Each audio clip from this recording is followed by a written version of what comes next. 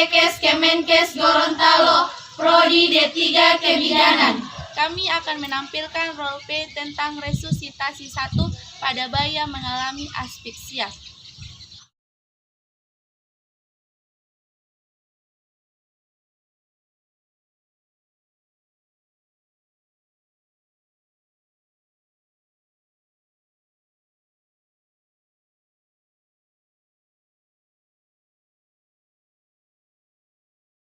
Assalamualaikum warahmatullahi wabarakatuh. Saya akan menjelaskan tentang alat-alat persiapan resusitasi bayi. Itu yang pertama, itu ada dili. Dili ini berfungsi untuk menghisap lendir untuk bayi yang henti nafas. Kemudian ini ada lampu sorot. Lampu sorot ini berfungsi untuk menghangatkan bayi. Kemudian ada handuk atau kain bedong, itu berfungsi untuk menjaga kehangatan bayi juga.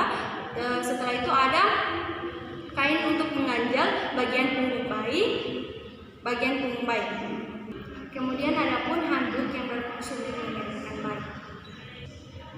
Kemudian ada tempat alat resusitasi, itu berfungsi untuk meletakkan alat-alat resusitasi.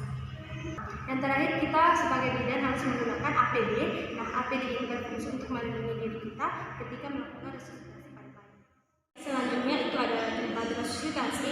Itu yang pertama, tempat resusitasi ini tidak berangin, kemudian tidak berada di dekat pintu dan jendela. Kemudian untuk mejanya itu datar yang berfungsi untuk memudahkan ketika kita melakukan ventilasi dan juga kompresi pada bayi yang baru lahir. Kemudian antara lampu sorot dan juga meja datar tersebut itu berjarak 60 cm.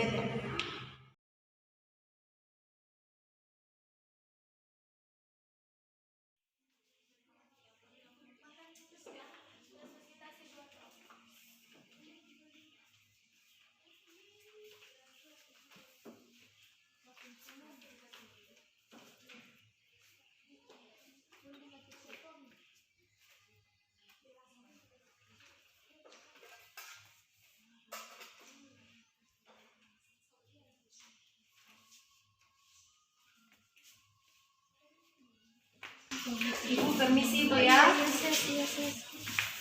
Ibu permisi. Oh iya, jadi ibu cucu jenis kelamin laki-laki. Iya, jadi ibu pasti batanya kenapa ibu anak langsung ada bakasan. Jadi ibu anak itu butuh bantuan awal. Jadi kami sebagai bidan akan melakukan tindakan resusitasi. Ya, jadi untuk ibu kalau misalnya ibu pagi ada butuh apa-apa atau ada yang dikeluhkan atau ada keluar darah, ibu silakan hubungi kami di meja situ ya. Ya ibu, saya permisi dulu. Tiada yang ibu ada rasa tuh? Iya. Jadi ibu doa-doa kamar ibu anak tidak apa-apa ya. Saya mau permisi dulu ibu ya.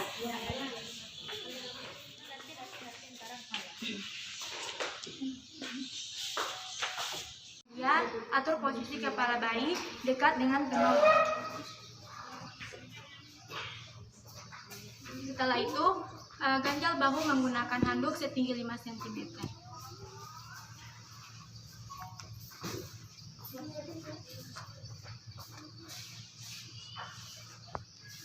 Agar kepalanya ekstensi. Baik, lanjut di sini kita akan melakukan tindakan penyisapan lendir pada bayi.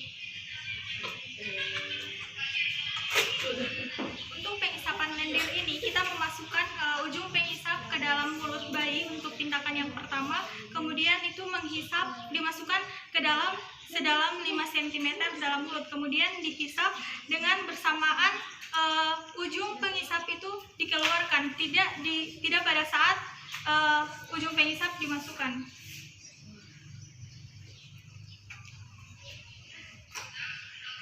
Tindakan yang kedua yaitu kita memasukkan ujung pengisap ke dalam hidung bayi dengan sedalam 3 cm. Dilakukan dengan hal yang sama, mengisap dan bersamaan dengan pengeluaran ujung penghisap.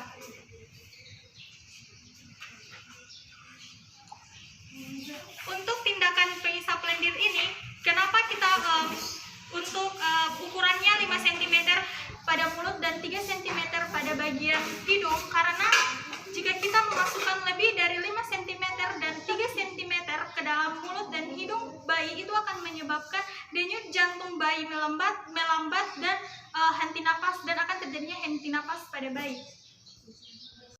Jadi selanjutnya keringkan dan rangsang bayi, di mana kita memulai mengeringkannya dari muka, kepala hingga bagian tubuh lainnya, dan kemudian dengan sedikit tekanan. Nah, tekanan ini atau rangsangan ini dapat membuat pernafasan bayi lebih baik. Selanjutnya ambil handuk dan keringkan mulai dari muka dan kepala,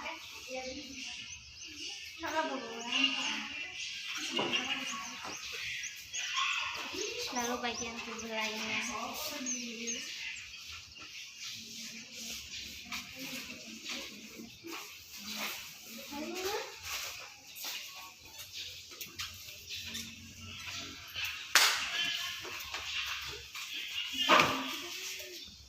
Jadi selanjutnya kita itu melakukan rangsangan taktil pada bayi. Dan rangsangan taktil di sini dibagi menjadi dua cara. Yang pertama yaitu kita menepuk atau menyentil bagian telapak kaki dari si bayi dengan tangan. Setelah itu kita melakukan cara yang kedua yaitu menepuk punggung si bayi dan menggosok-gosok. Setelah itu menggosok perut, bagian dada, dan juga tungkai pada bayi dengan telapak tangan. Nah, biasanya rangsangan taktil ini pada zaman dahulu itu sering dilakukan, tetapi pada zaman sekarang sebagian besar sudah tidak melakukan rangsangan taktil ini karena rangsangan atau gosokan yang kuat pada perut bayi atau pada bagian tubuh bayi yang kasar dan juga berulang-ulang dapat membuat posisi bayi dalam keadaan bahaya. Yang selanjutnya itu kita ganti kain yang sudah basah dengan kain yang kering dan bersih.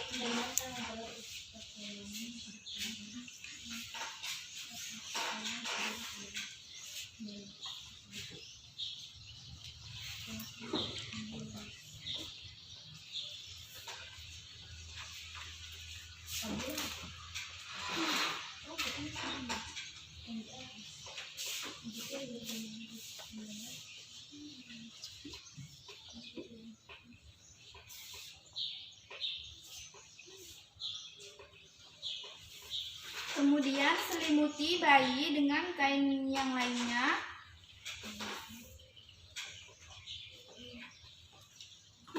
Tetapi jangan lupa jangan selimuti bagian dada dan muka karena kita akan melakukan pemantauan pernafasan bayi yang selanjutnya.